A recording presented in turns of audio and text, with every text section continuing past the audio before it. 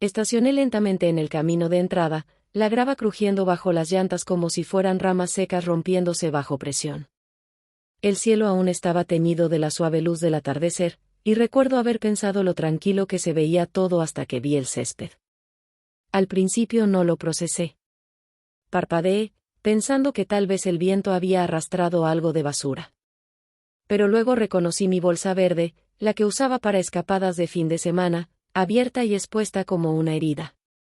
Mis álbumes de fotos, la boda, los cumpleaños de pequeño de Mateo, incluso el del último viaje de pesca de mi esposo, estaban esparcidos como revistas desechadas. Los libros que había guardado por décadas yacían boca abajo en la tierra. Y luego lo peor, la vieja caña de pescar de Javier, partida en dos, descansando sobre la pila como una columna rota. El jardín de tulipanes estaba destrozado.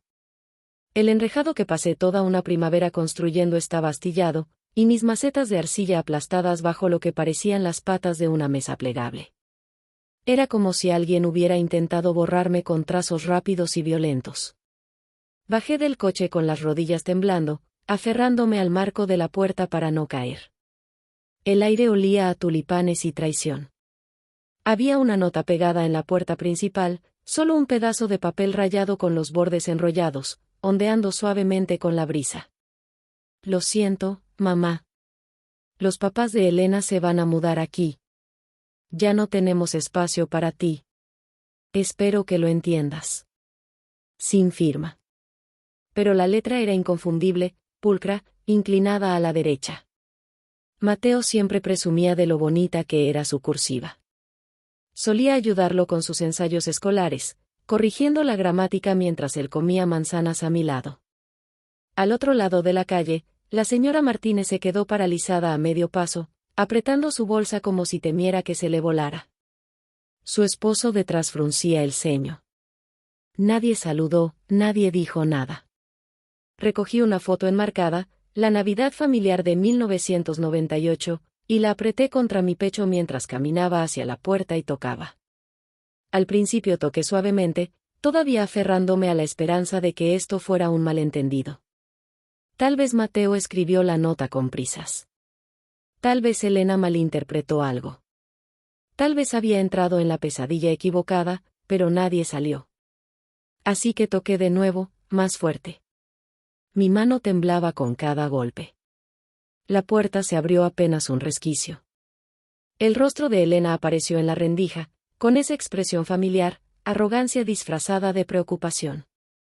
«¡Ay, qué sorpresa!», dijo, como si no esperara que regresara. «Ya estás aquí». Podía ver el pasillo detrás de ella, intacto en sus detalles, las fotos familiares, la alfombra gastada que siempre quise cambiar, el aroma a lavanda impregnado en las paredes. Mateo estaba unos pasos atrás, con los brazos cruzados, la mirada fija en el suelo, como un niño atrapado escapándose después de la hora. Lo miré a él, no a ella. «¿Qué es esto?», pregunté. Mi voz se quebró en la última palabra.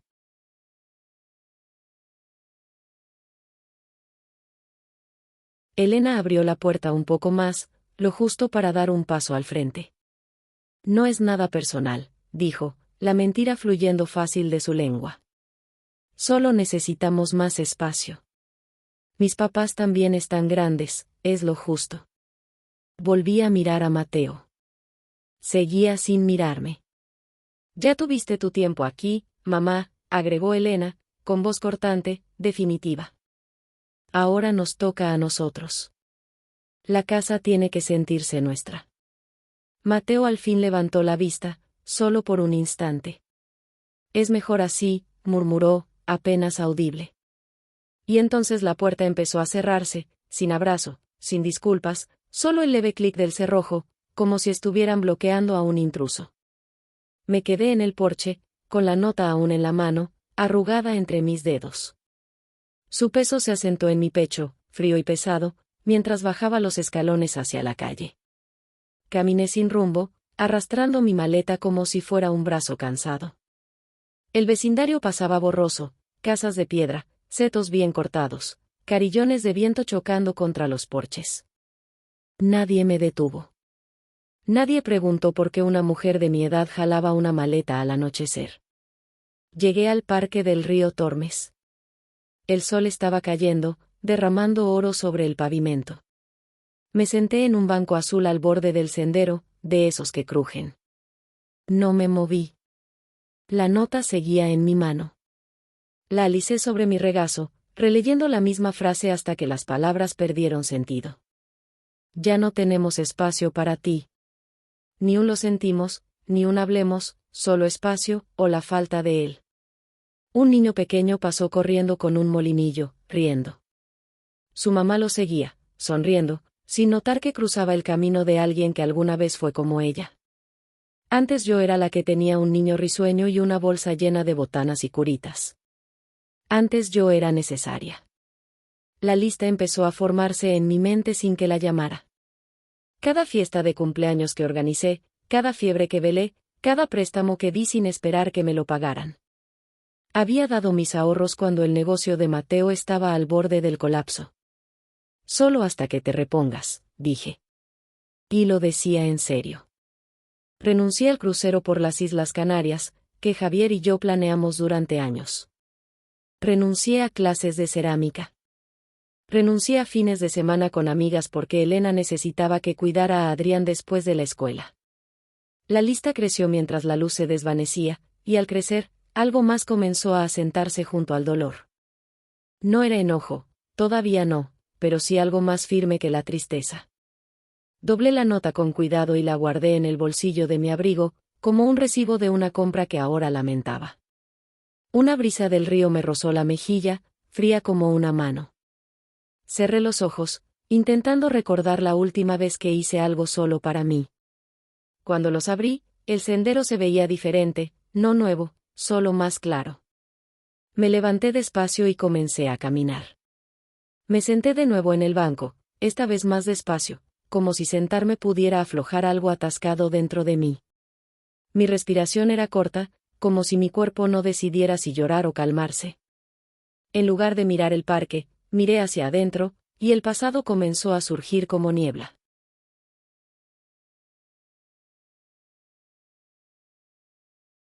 Elena había estado sembrando semillas durante años, comentarios pequeños disfrazados de bromas.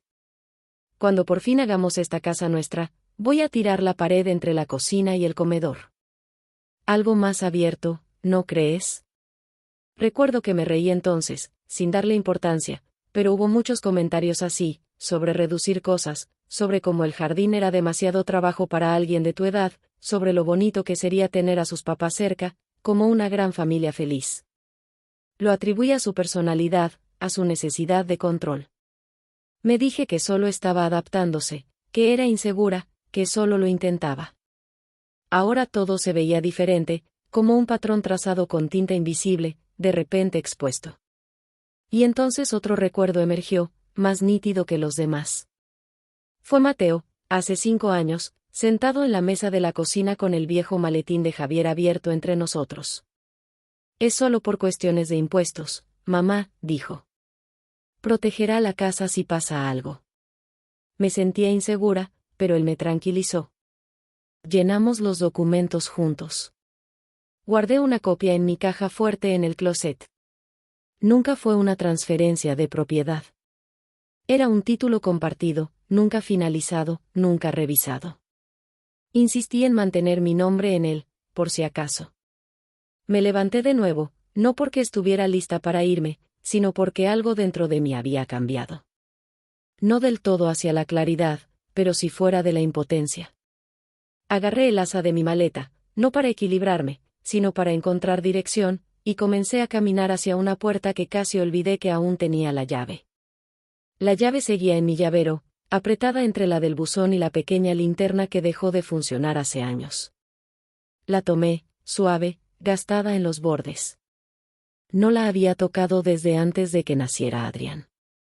Abría la puerta de un pequeño estudio en la calle Alcalá, arriba de una librería vieja y junto a una florería que siempre olía a lavanda húmeda. Cuando Javier vivía y yo trabajaba medio tiempo en el Centro Comunitario de Arte, me ofrecieron el espacio por un programa de vivienda para el personal. Nunca iba a ser permanente, solo un lugar para manualidades y leer en paz, pero lo conservé. Pagué la renta mínima. Cada año lo renové, más por costumbre que por necesidad. Nunca le dije a Mateo que no lo había soltado. Para cuando llegué a los escalones de la entrada, mis piernas dolían. La calle estaba silenciosa, las ventanas oscuras. Subí despacio, con la maleta golpeando detrás. La puerta del estudio se atascó un poco, pero la llave giró sin problema. El olor me golpeó primero, polvo y papel viejo mezclado con la lavanda seca de los saquitos que dejé en los cajones. El espacio era más pequeño de lo que recordaba, solo una habitación con una cocineta, una cama estrecha y un sillón junto a la ventana, pero estaba limpio, intacto, mío. Dejé la maleta y caminé hacia la ventana. El callejón abajo estaba tranquilo, con algunos faroles parpadeando como pensamientos lejanos. Apoyé la palma en el vidrio frío y me quedé ahí un rato, dejando que el silencio me envolviera. Luego abrí el closet, bajé la caja fuerte y saqué los documentos que Mateo una vez me ayudó a llenar. Llamé a Antonio al amanecer, contestó al segundo timbre con la voz adormilada pero firme. Carmen, dijo primero, por costumbre.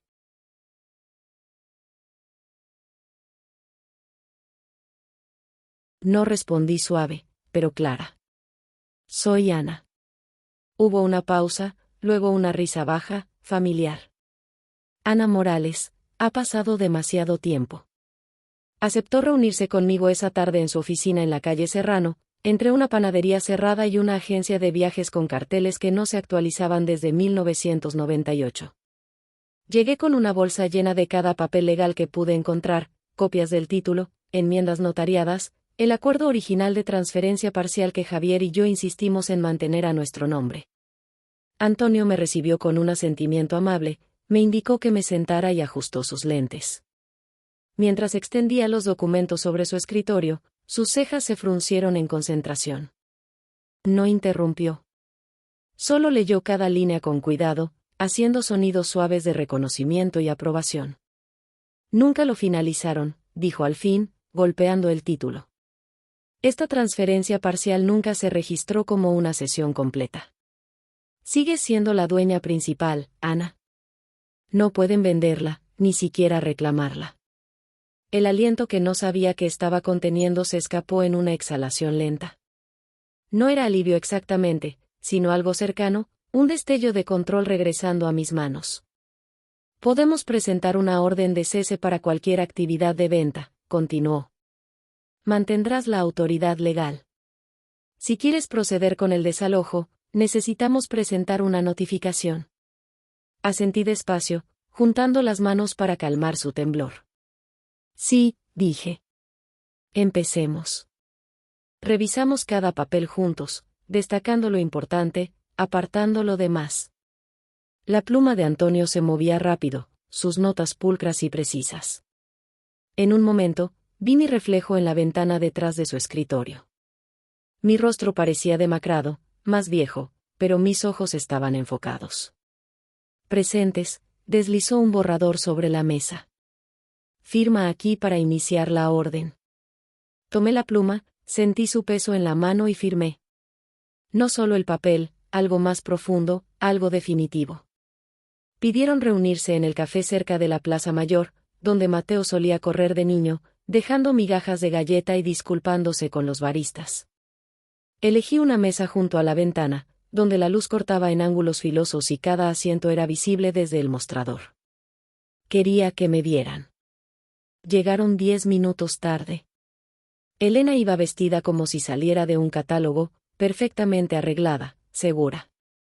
Mateo lucía pálido, inseguro, con una sonrisa nerviosa temblando en la comisura de la boca. Mamá, dijo, buscando un abrazo que no le devolví. Gracias por venir. Asentí levemente y señalé los asientos frente a mí. Ninguno pidió nada. Queríamos aclarar las cosas, empezó Elena, juntando las manos sobre la mesa como política. Todo ha sido intenso. Pensamos que hablar en persona ayudaría. Mateo sacó un sobre de su bolsa. Solo papeles, dijo, demasiado rápido. Nada complicado. Solo una transferencia formal para hacer las cosas más fáciles para todos. para evitar problemas. Elena intervino con voz melosa. Solo ayudaría a todos a seguir adelante, sin confusiones, sin tensiones. Miré el sobre sin tocarlo. Luego saqué uno de mi bolsa y lo deslicé sobre la mesa. Elena lo miró con cautela y lo abrió. Es un cheque, dije. Suficiente para 2 semanas en un motel y tal vez unas comidas. Tómenlo como un gesto. Mateo parpadeó. Mamá, no queríamos. Pensaré en los papeles, dije con tono firme. Pero vayan preparando sus maletas. La sonrisa de Elena titubeó, pero la atrapó antes de que se rompiera del todo. Claro, dijo, con voz más delgada. Sabíamos que serías razonable. Terminé mi té despacio. Ellos se quedaron rígidos, esperando algo. Tal vez que llorara, que regañara, que suplicara. Pero solo me levanté, ajusté mi abrigo y asentí una vez antes de salir al frío brillante de la tarde.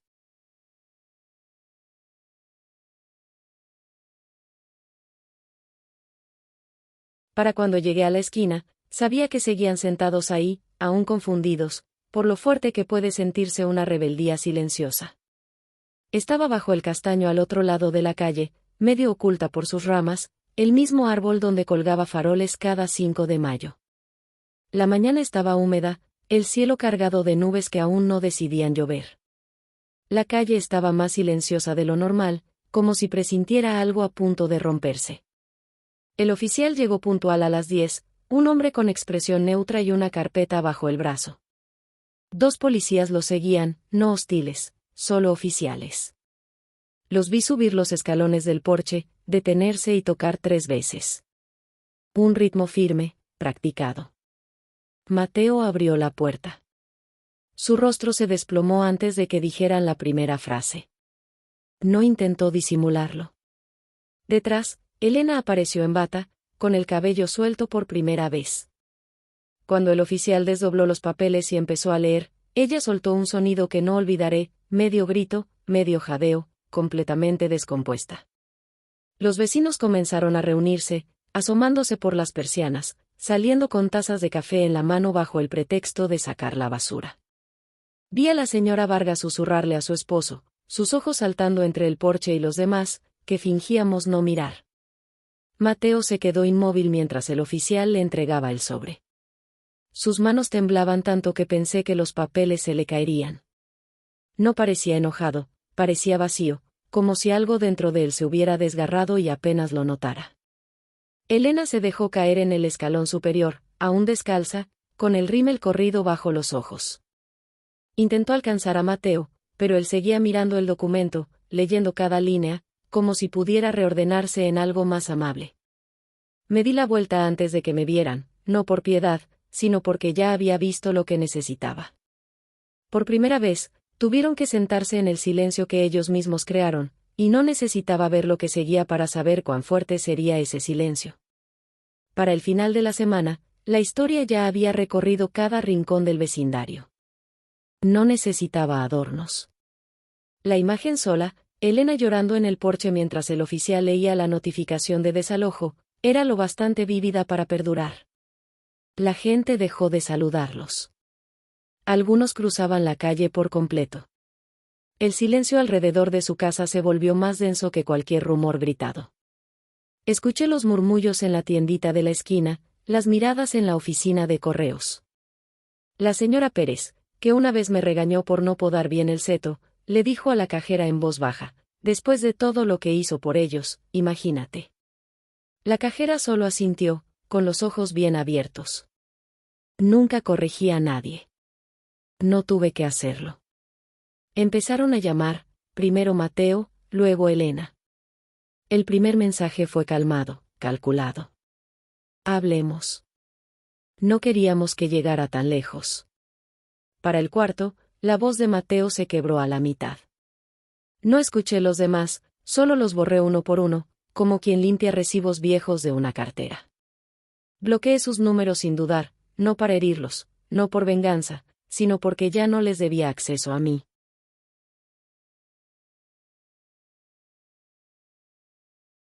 Hay una diferencia entre estar en silencio y ser silenciada.